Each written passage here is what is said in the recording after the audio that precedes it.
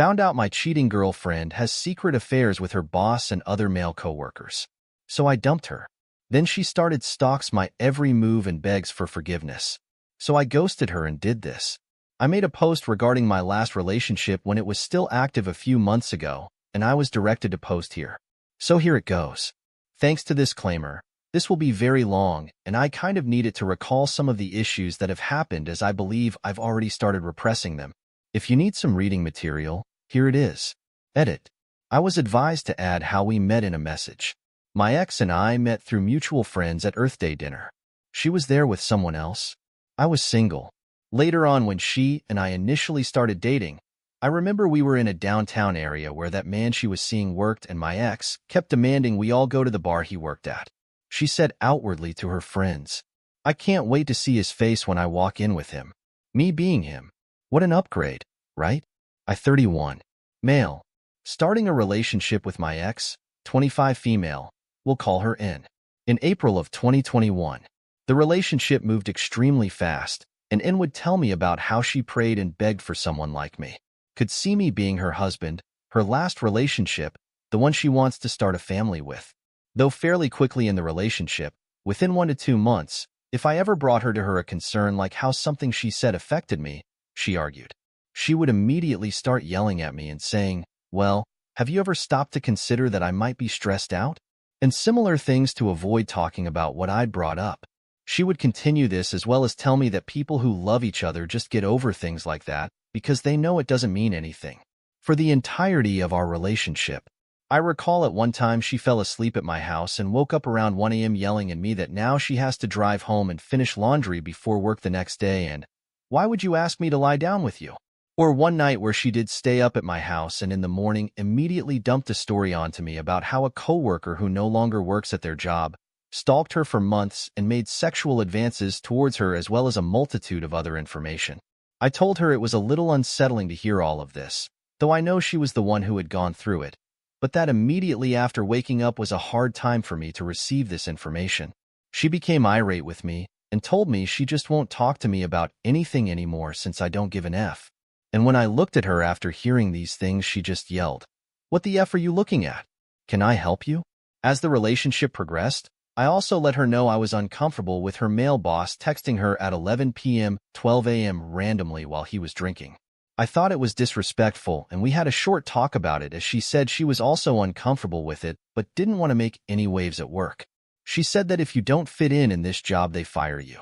She informed me that she would set a boundary with her boss to keep texts work-related and within a more reasonable time frame. However, this never changed.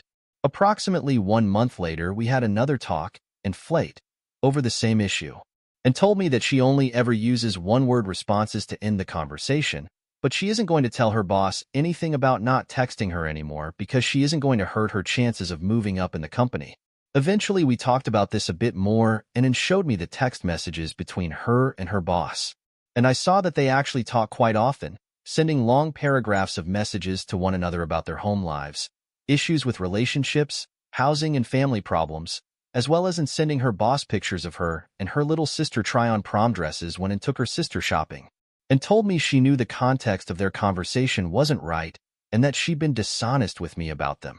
I also saw that a different coworker she'd given her number to recently texted her, flirting, telling her, "I always knew you thought I was fine," etc. She apologized for lying to me and told me she forgot this other coworker had texted her and promptly informed them that I wasn't okay with the conversation. The coworker apologized, but as far as I knew and hadn't notified her boss of anything. Shortly after this, an ex-boyfriend and told her he'd had a dream about her that got wild. I told her it's strange for an ex to tell her he had a dream of them sleeping together, which she'd fought tooth and nail. Eventually, I just told her to ask him what he meant by it, and he clarified, stating that they'd had sex in his dream, and went on to tell me I would never understand what their relationship was like and that he'd been there for her through some of the worst times of her life. I told her having the dream isn't a bad thing, it's a dream, but going out of his way to tell her while he also has the significant other is just bizarre. Like many times before and many times after, and told me, "Well, I was having a good night with you, now we're here." Or similar, making it my fault I was hurt by something rather than realizing that behavior isn't conducive to a productive monogamous relationship, and made mention to me multiple times that she'd always shared locations with her exes. I had never, not that I didn't care to, but that I was indifferent to it, and no one had ever asked me to.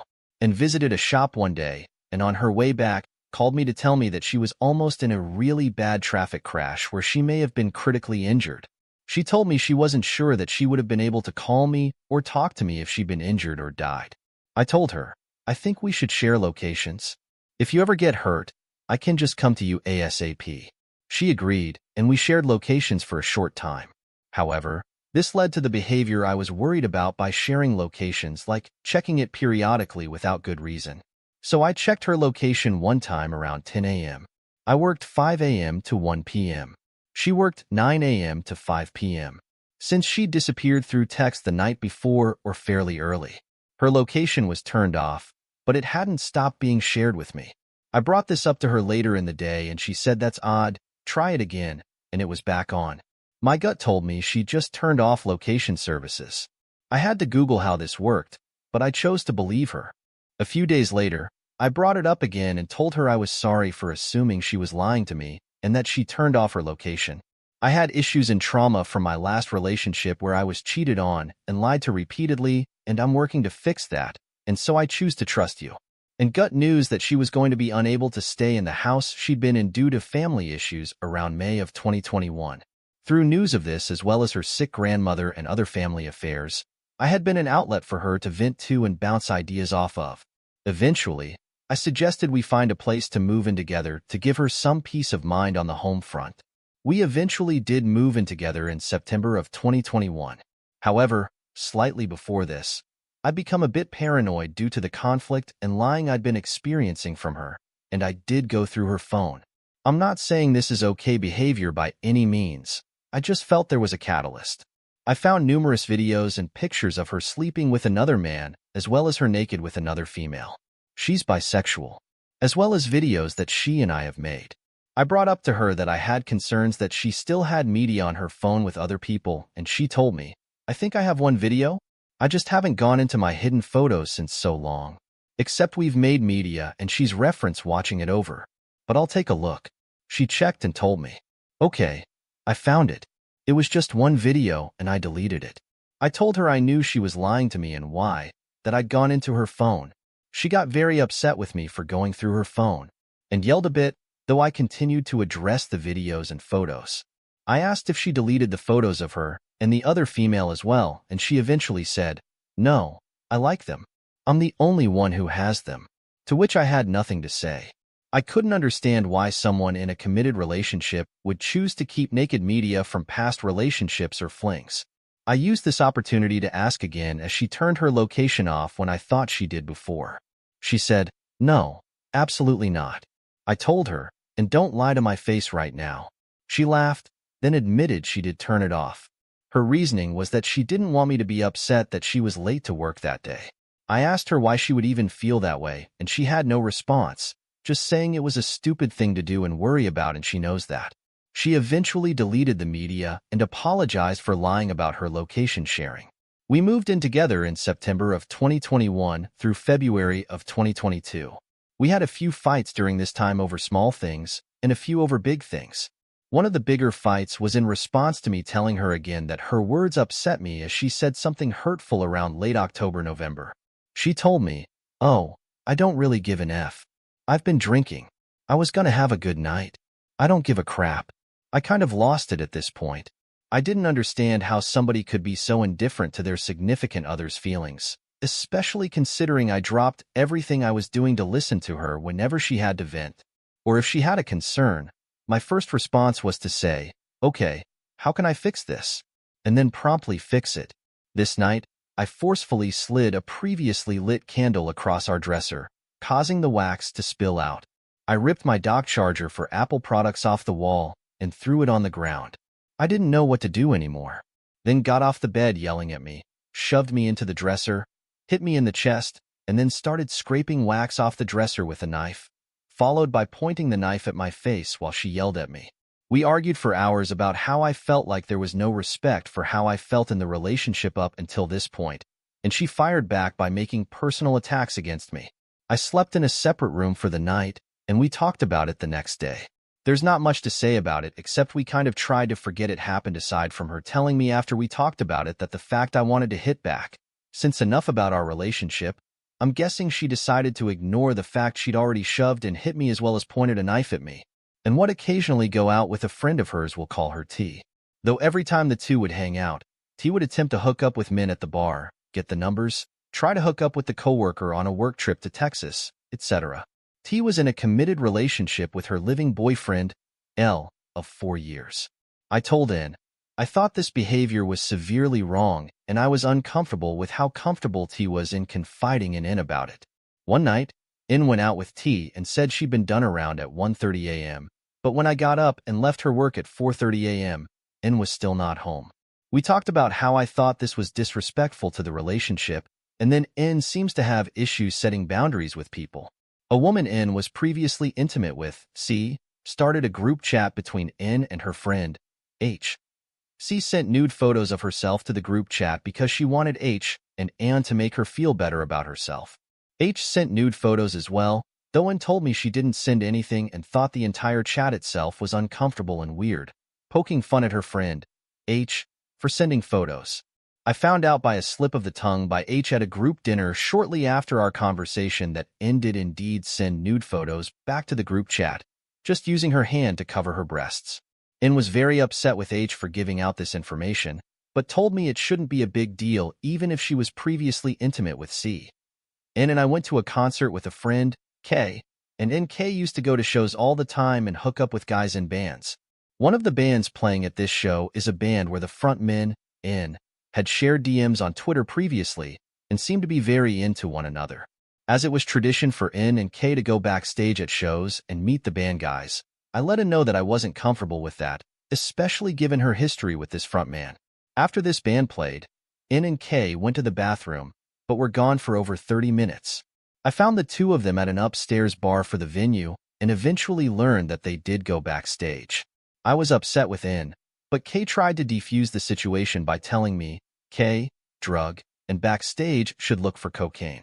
I learned later that the frontman for this band messaged N earlier in the day, asking if he would get to meet her that night. We continued on in the relationship into December and looked through my phone numerous times during our relationship, finding nothing, logged into my Instagram and Facebook accounts from my computer and found nothing. End of the only issues she had with my communication with another female, a friend of mine who had been intimate with a few years prior. She made it known the instant she saw I received a text message the same day, and I cut contact with that female immediately. The texts were small talk aside from one message where the female made a joke about how it never dated her. I agreed that the messages did not need to continue and I understand where N was coming from. N and I went out to some downtown bars and met with her brother and aunt. We came home and N was pretty hammered, so a character inside, brother water, and allowed her to sleep. I decided to check her phone again given the recent issues. Again, I know it's not a healthy thing to do, and saw a long string of text messages between N and a female, A. The messages starting back in August and run until the day I found them. Over the course of August through December, the texts show a come over to N's house, start over, talk about how crazy the last night was and how it was so good. Talk about how N doesn't want A to think and whatever treat the same way she's treating me. Talk about where they want this to go, a visits N at work, calls her on her way home, and we're making plans to go out on A's boat the next week when I would be at work and N head off. A is also a manager where N worked and is married to another woman, S, who is also a manager at the same workplace. Talk about alphabet soup. I confronted N about this in the middle of the night and was frantic and again shoved me multiple times into a wall. N eventually fed me a 3-hour sob story about how A is not a U.S. resident, confides in N about her visa and how her relationship with S is awful and hates taking care of S's child.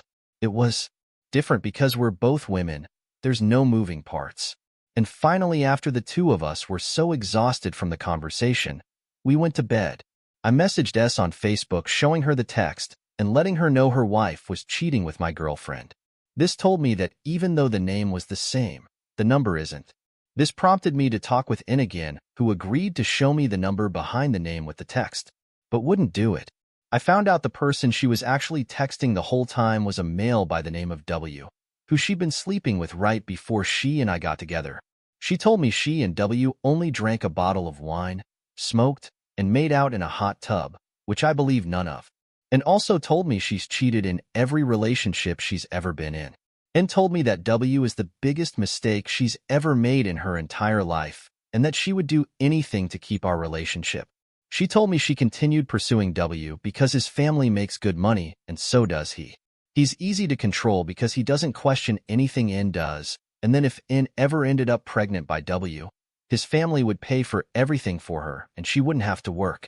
I made the decision to try and continue the relationship on Christmas Eve. About 5 days after I found out, and for about a week it was working and would answer my repeated questions and attempt to reassure me of the relationship. Though after that short amount of time she started to tell me, "You're going to have to stop asking questions about it if you ever want to get over it." Despite us talking about how this process could take longer than our entire relationship up to this point to reconcile, N was subsequently acquired from her job by the owner for involving A and S in her cheating and using them as scapegoats, and told me I should take responsibility for this as well as feel remorse for her losing her job. Things kind of went downhill from here. I told N that I was now uncomfortable with her going out alone given the circumstances. I told her that privacy on her end is kind of at a standstill, and her family started to call me a narcissistic and controlling for this. They blamed me for looking through her phone and ignored that she'd been having an affair and said, "A woman can look through your phone because we get paranoid. It's different." And asked why I was catching so much flack, and told me she'd been reading about twin flames and how one person typically runs for the other and believes that to be our situation rather than acknowledging the fact that she's a cheater. In the first week of February, N and I were in our computer room and was on her laptop and said, "I wish I could show you these pictures I took of H, but I can't because she's naked." I stopped immediately what I was doing because I was so confused. "Why did you take naked photos of H? Why didn't you talk to me about this?" N responded and said, "I told you I was going to take pictures of her today." I said yes, but you didn't tell me they'd be naked. I'm really not comfortable with that. I don't know why you wouldn't tell me about this. And told me she didn't think it was okay that I was uncomfortable with it, and that she was going to take more pictures in a few days with H again. And told me the pictures were for H's OnlyFans, which didn't change my stance on it. I'd had enough and snapped. I told N I was leaving and immediately started to pack my things, and stood in front of the doorways, not allowing you to pass in rooms with my belongings. She began unpacking my things when I put them in boxes. We started to argue, and it developed into us just personally attacking one another. I had never done this to her previously in the relationship, but felt so absolutely decimated by the lack of mutual respect or care, I just lost my sense of composure, and left the house for a short time while I was packing, and then came back telling me, "You can't leave. I parked behind you. You're not going anywhere." Though, she did eventually move when I told her my family was on the way to help transport boxes. I left the house that day, but N and I stayed in contact. We tried to work through this issue even away from the house, but I ended up breaking things off of there mid-March. The utilities were all in my name, but I'd left my silverware, dishes, washer, dryer, and TV at the house for her to use. I told her I would need to get these things in 2 weeks. I'd also been paying all of the utilities since December and told her I'd have to cancel those from my name, and she would have to open new accounts on hers. She was severely unhappy with this and changed the locks in the house, as well as changed my login information to the utilities accounts, locking me out. I was able to cancel by calling directly, however. I arrived to get my things at the time I designated since she'd said she would put them in the garage. However, she'd still left some things in the house. She also installed a camera in the garage to watch me. I had to come back a different day to get them.